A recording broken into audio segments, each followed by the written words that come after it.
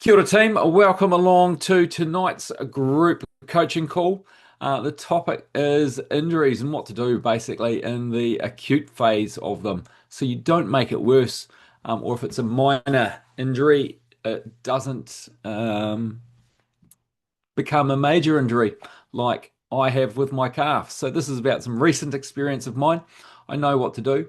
Unfortunately, my calf went bang and yeah, so don't make it worse. Most minor injuries don't become major because of what they are, but because of what you do in the first 24 to 48 hours.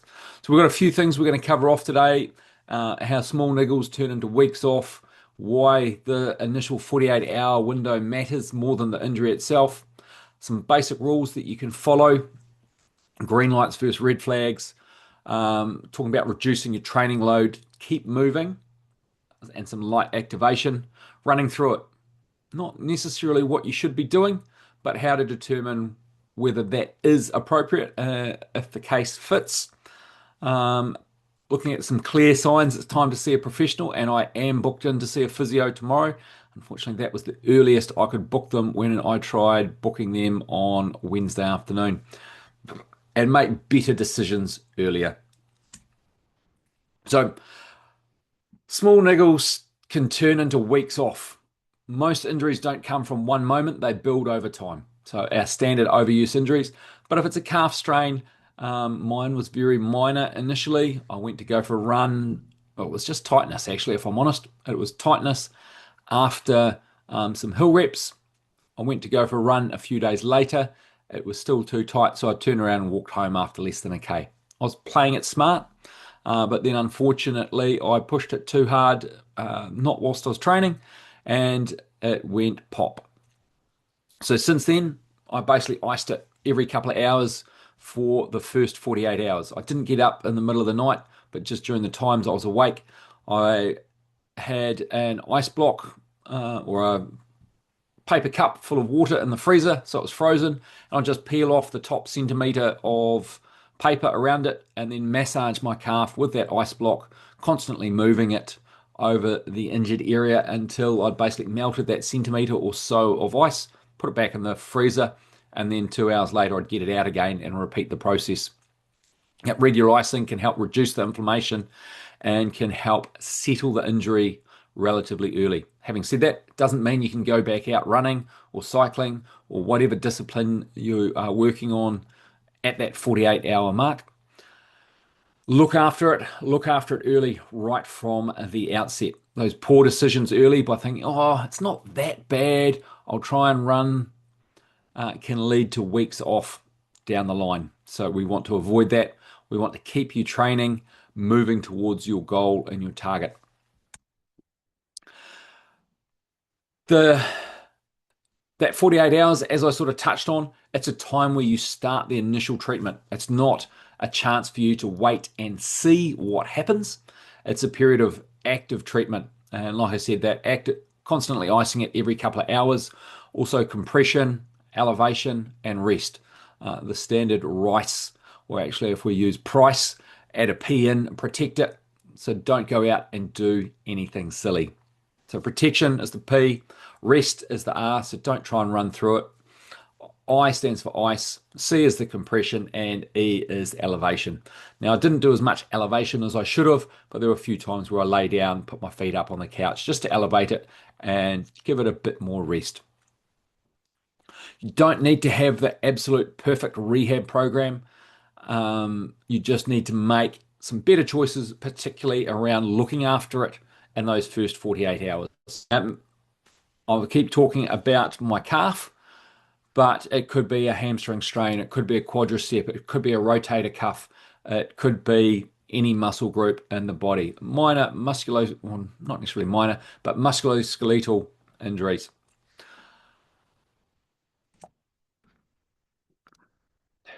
So, some simple rules, green lights versus red flags. If the pain settles as you warm up, it's an indicator that you can probably continue to exercise through it. If the pain builds as you train, whether you're running or cycling or swimming, it's not the idea to try and run through it or push on through. If it's painful, stop. If you're having to change your technique or form to compensate, stop. If your easy pace feels unnaturally hard, be very cautious with how much and what you do training wise. Keep that effort at level two if you are going to continue with some training, i.e., you are pain free or that pain settles as you warm up. And if in doubt, err on the side of caution and back off. Don't try and run through it or ride through it.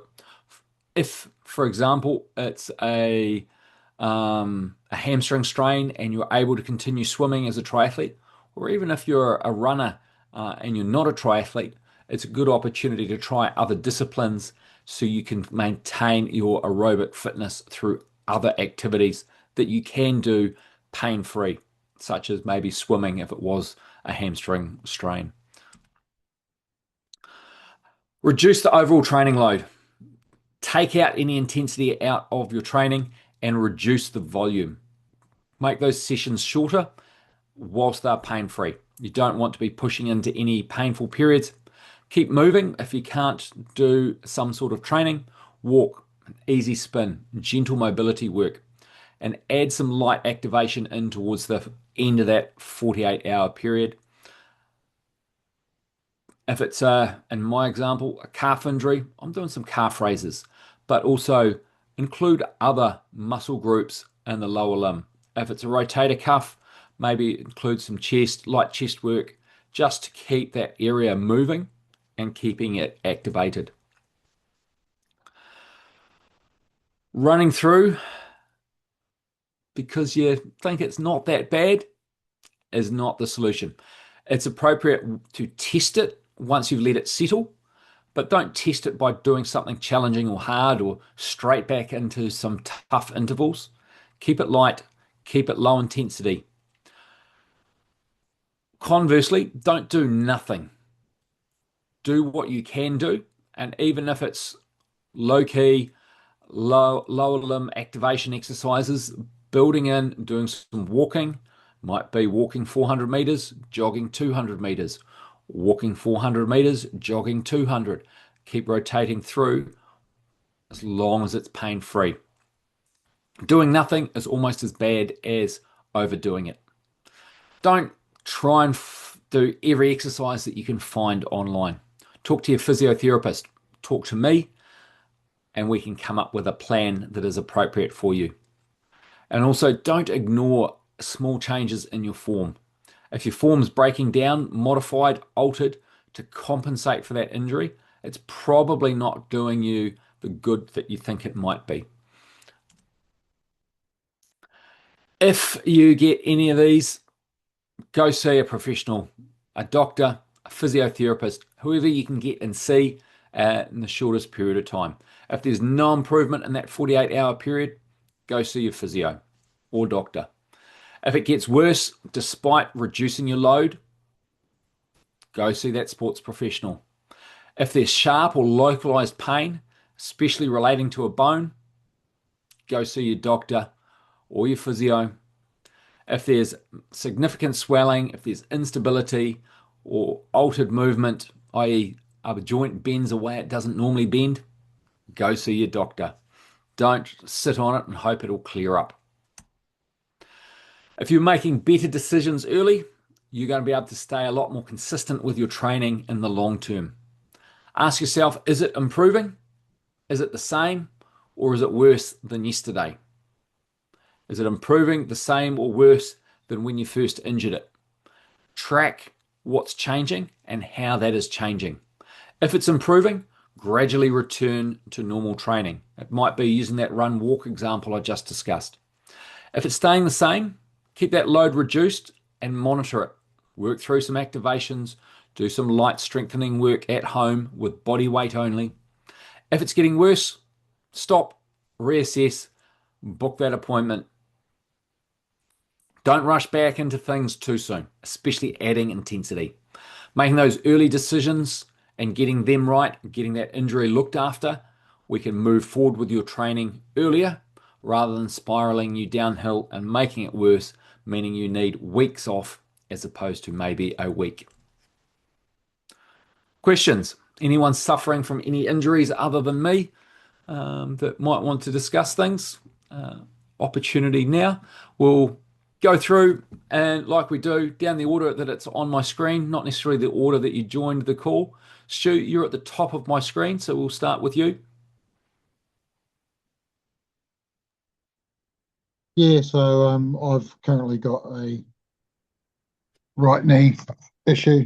Um, Sort of started after Wanaka.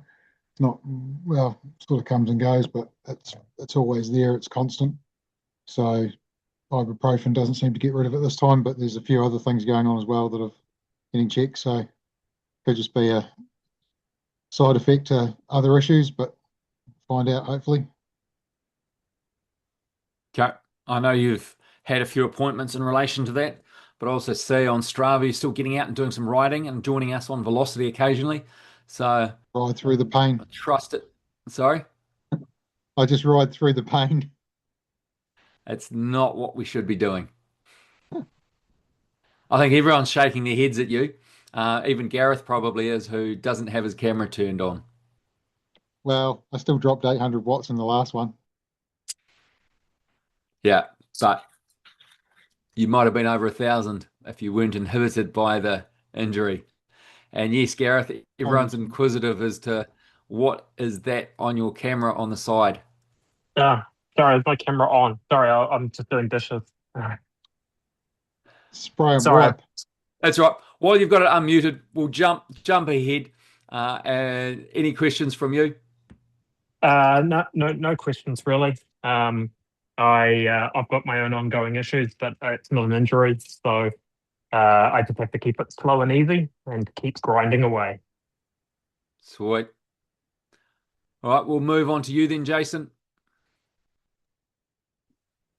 We're a broken bunch this evening, aren't we? Um, I think my question, or more of an observation, is around one of the things that sort of stopped me from rehabbing my IT band, which is causing me all sorts of problems, as you know, at the moment, is just that fear of losing the fitness. What sort of, I guess, what sort of timeframes are you seeing where you can, I guess, be rehabbing and still retain a lot of that base fitness? I mean, obviously, you're not going to lose it within 3 days, um, but for mine, knowing that I had further goals coming up in a couple of months and that sort of thing, I didn't want to offset those by stopping and going lighter, and I'm still struggling with that mentally in terms of wanting to be able to do a half in a month's time and not actually being able to run, which is quite the juxtaposition. But what sort of timeframes can you, I guess, have those lighter periods to stop those niggles developing and without really affecting your base fitness and your future goals? Yeah, I feel for you because I'm now in exactly the same boat. Same half marathon, different injury, uh, same inability to run. The advantage that you have is that your fitness can be maintained through other disciplines, cycling predominantly. At the end of the day, a half marathon is your ability to get oxygen out of the air, through the lungs, into the blood, and delivered to the working muscles. That can be trained and enhanced through cycling. Yeah. Yep, you're not going to be as optimal at running as you can be if you were training that system whilst running. But at the end of the day, you can still maintain or even enhance your aerobic efficiency with other disciplines. Now, to answer your question in terms of that time frame, it's going to vary from person to person, from injury Yeah. to injury. So I can't give you a hard and fast number, although Stu's probably trying to do that by holding his phone up with some answer he's got from AI, maybe. The No, To give you he's an been for a example, swim and he's done a few other things. And he went for an 11K run today. yep, he's Strava's great. capable of doing things. His physio has given him some good guidance, and he's following both my advice combined with his physio's advice. In terms of loss of aerobic fitness, I'll tell you a story about an athlete of mine, Diane. a few moons ago. I'm just trying to think. I think it was early November or late October, she got injured running, and she was not able to run until 2 weeks before Ironman, so mid-February. So there was a few months of zero running. She was still able to swim, she was still able to cycle, and we built that aerobic fitness through those two disciplines, included a few light runs in the last couple of weeks, and then she went and ran a marathon at the end of Ironman and successfully completed Ironman. That is a case, an extreme case of zero running. I would have much preferred to be able to build in some running earlier than that. It just wasn't an option. Um, Other athletes that have gone and done the Challenge Wanaka Ironman double, effectively doing no running between the two events, a little bit of light swimming, a little bit of light cycling. They haven't lost fitness in those 2 weeks. We're trying to optimize their ability to recover so that they can make the most of that fitness. You're still going to be able to have an element of running fitness close to where you were with 4 weeks of no training. Not that I recommend no training and then stepping onto the start line at a half marathon. It's if needs must, then we might get to that point, but that's not on the cards for you. It's more likely on the cards for me and my calf at the moment. Yeah. So, short answer is, whilst you can do other things, and whilst you're still able to run at the moment, and the physio is guiding you through that process, we will continue to go down that pathway. So, yeah, you Cool. we want to try and optimize your performance on race day based on where you currently are now. It's no different from what we're trying to do when you're 100% fit. We're still trying to optimize your performance a month out, based on where you are today, except we've just got two different points. And so the process of getting from now to the half marathon is a different pathway we're following. Cool. Awesome. Thank you. Yeah, I know there was no firm answer in my answer, but the reality is can't give you a firm answer because there's so many variables involved. No, and I appreciate that. I think it's probably more just I guess, the reassurance that I probably could have sought a few months ago, to be fair, in terms of the actual effects of dealing with it up front rather than pretending it's not there. Yeah. Yeah. Yours probably less serious than Yeah. the calf strain I've got, and it's more of a niggle that's slowly developed as opposed to something that's suddenly gone snap like mine has. Well, it's certainly not what ACC think, Ray. But yes, it is. Mine's more of a gradual build up as well.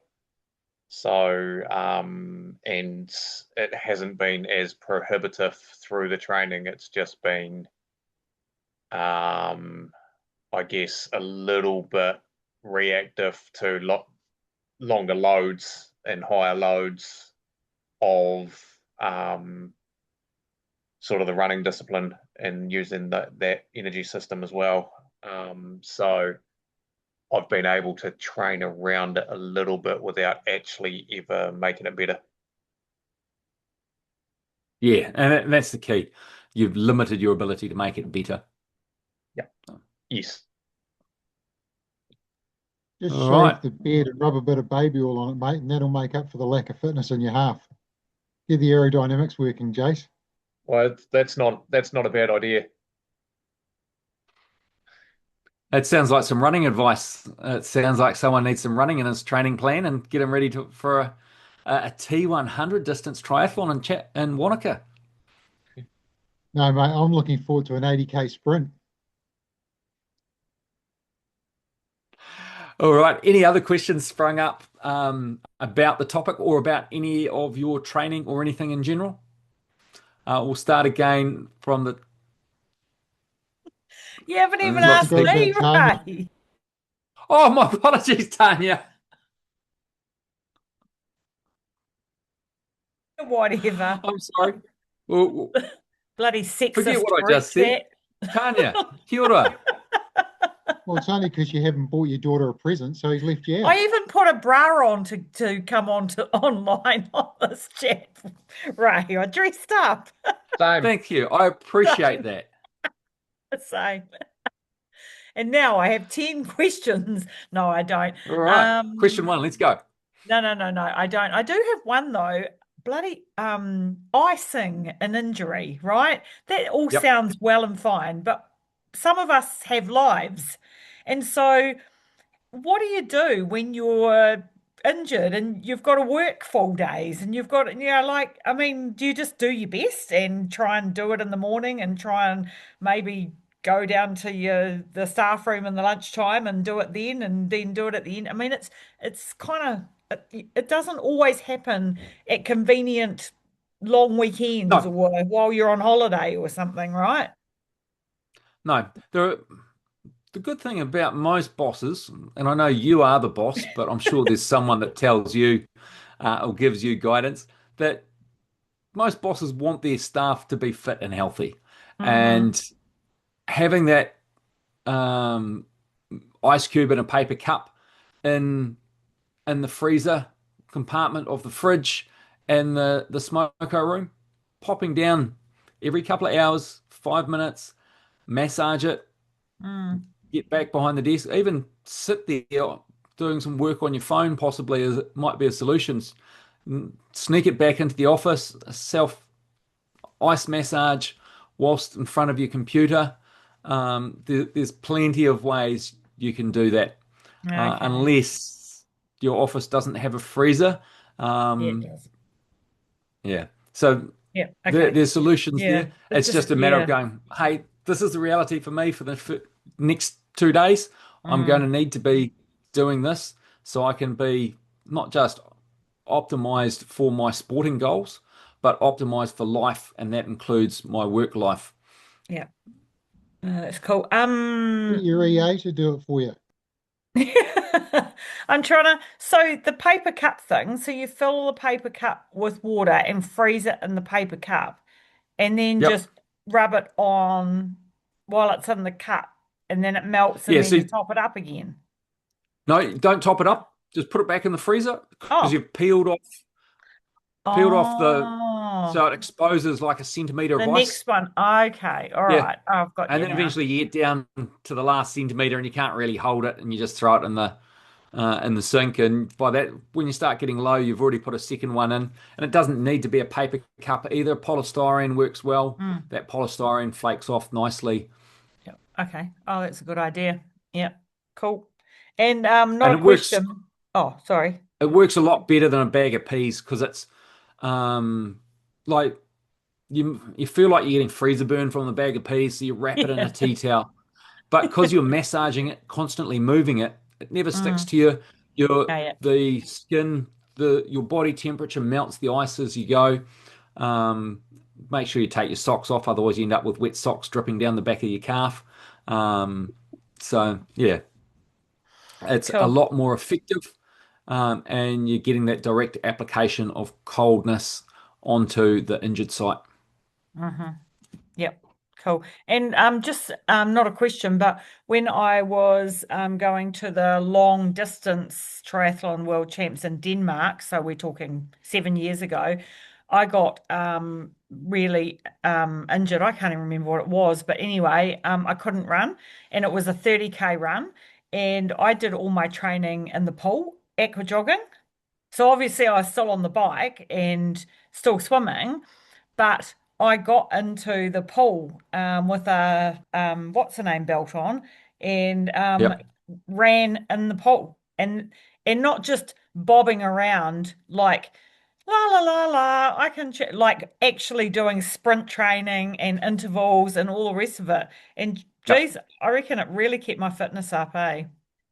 Oh, absolutely. And I've used aqua jogging. It's better when it's in a deep water environment so that Yeah. your feet aren't pushing off the base of the pool. Yeah, I was You've in the got the dive pool at resistance. Moana Pool in Dunedin. That's It was exactly great. where I did mine as well. It I was did great. my aqua aerobics instructor certificate through Moana Pool in Dunedin Oh, as yeah. well. Used to work there as a lifeguard. Uh-huh. And did a lot of swim coaching there as well. But yeah, there's a great venue. They've got a lot of aqua jogging belts. And when the dive pool was closed for dive training, the deep end of the main Mm, pool, with it mm, being 2.2 meters, I think, true. was Mm, plenty deep enough. The yeah. supporting the pressure of the water, the buoyancy of the water is really great for that. And like you say, it's nice and easy to do intervals. It's all going to have to be time based. As you say, bobbing along, going along the length of a pool, Mm, it might be yeah. great for the old and bold who are Yeah. less mobile, but Yeah. it's not the type of aqua jogging that is going to be sufficient to maintain a level of fitness for a Mm, recreational or even a competitive athlete. mm. Cool. Got to have a So that swimming was pool question for that. three, Tanya. We've seven to go. No, no, no more. No more. Yeah, you got to have a swimming pool. Yours is closed. Yes, 21 degrees but today. the lake's So if still you've got a open. wetsuit, you could Yeah, go the in. lake's still open. Yeah, good on you. All right, this time we will go back around the room. We'll start at the top with Stu. Any questions that have popped up as a result of this topic or anything in general about your training? Stu's shaking his head, moving down the screen to Jason. Back to you, Tanya. And we'll move on to Gareth, who I can't see if he shakes his head or not. He'll have to jump back on regardless. No more questions from me. I just turned my camera off so you guys didn't have to watch me washing dishes. That's fine. We appreciate that consideration. All right, well, no further questions. We'll wrap things up. Thanks for your time this evening. Those that are injured, keep moving forward with the advice of your health professionals, physios, doctors, etc. Keep me in the loop as to how things are going, and I'll look forward to joining you on the bike and velocity shortly, hopefully in a couple of weeks. And I'll look forward to catching up with you on the next coaching call further down the line. Cheers, Ray. Thanks, Anyone Ray. know what anyone seen what the Challenge Wanaka course for bikes going to be? Have they announced that yet? Completely different, apparently. Really? No, I don't know. I've got no idea. I was just winding you up. Well, hey, to be fair, they've got to not. I reckon they've got to take 10K out of it somewhere. So they probably hopefully are going to get rid of that stupid climb up to Forks Terrace or whatever it is. No, they won't. I told them to leave that in and call it Stu's Knob. Yeah, well, might be the only fucking knob I've got at this rate. I hope the recording's off, Ray. No, it's not. No, Oh, it's still there. no. You can edit it though, so that's all right. Don't have time to edit it. It's going Yeah, straight onto will YouTube. he? He won't edit it. I Uh, adapt the KISS principle. Keep it super simple, and that means no editing. So, anyway, we'll wrap things up. If okay. you want to stay on the line and discuss Stu's knob or other knobs, then feel free to do so. Ka kite anō, and I'll Ka look forward to kite. catching up with you in the near future. So yeah. Yeah.